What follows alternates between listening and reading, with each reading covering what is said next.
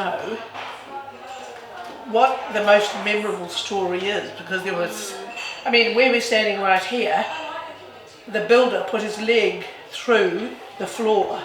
We were here one day and there was this dreadful scream, and this was rotten. And, you know, he was replacing damaged boards, and we came out and he was up to his thigh through the floorboard, and the lacerations when he dragged his leg out. Oh dear. You know, so, you know, wherever you stand in the house, there is actually something that triggers a memory.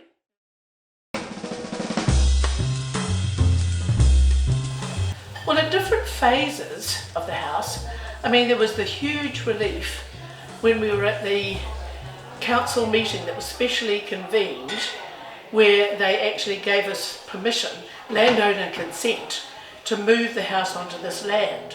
The biggest problem was there was a deadline to move the house from that site, and all of the reserves and parks in the North Shore City Council, the Takapuna ward, we could only secure the house if it was moved within the Takapuna ward.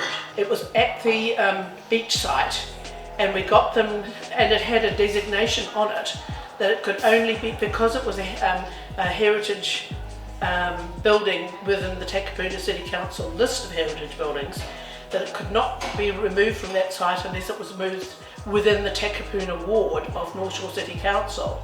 And Bob Green was planning to sell it to somebody who was going to take it down to South Auckland. But Michelle Piper, who was one of the early trustees, and Julia and Tony, who were still living in the house at the stage, every time somebody came to quote on the removal job, they would tell them, are you aware that Lake House is not allowed to be included in that package?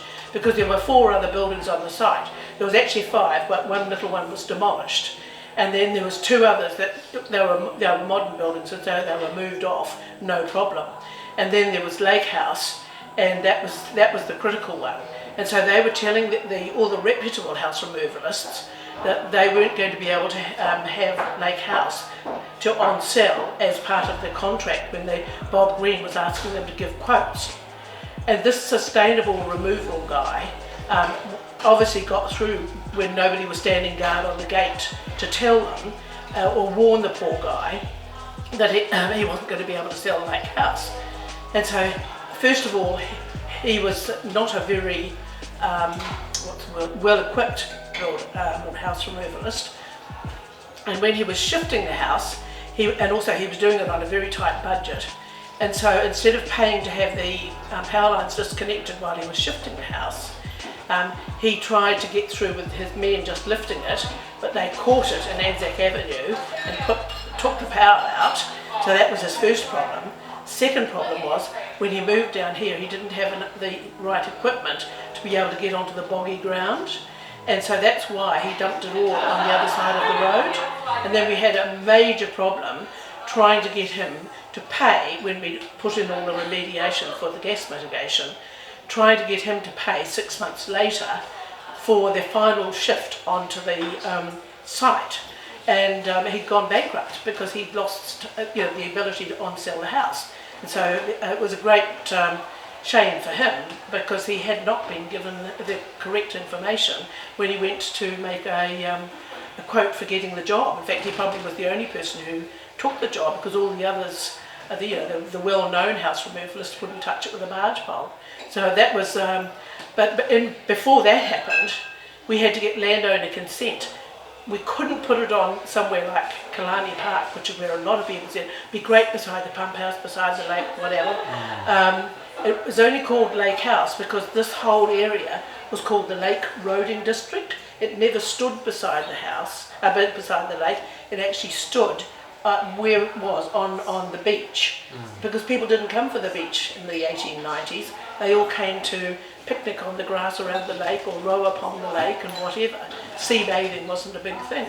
So it was just a common boarding house. There was a lake hotel, but that burned out.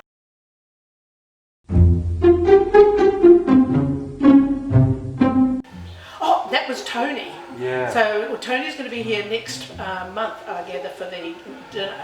But no, Bob Green actually tried to sell the house as a piece of real estate. He did it through a real estate agent down in Belmont, and somebody saw the advertisement, recognised it, and they wanted to find out undercover what exactly was happening and how he thought he had permission to be able to sell it, because at that stage the council had said no, you can't shift it.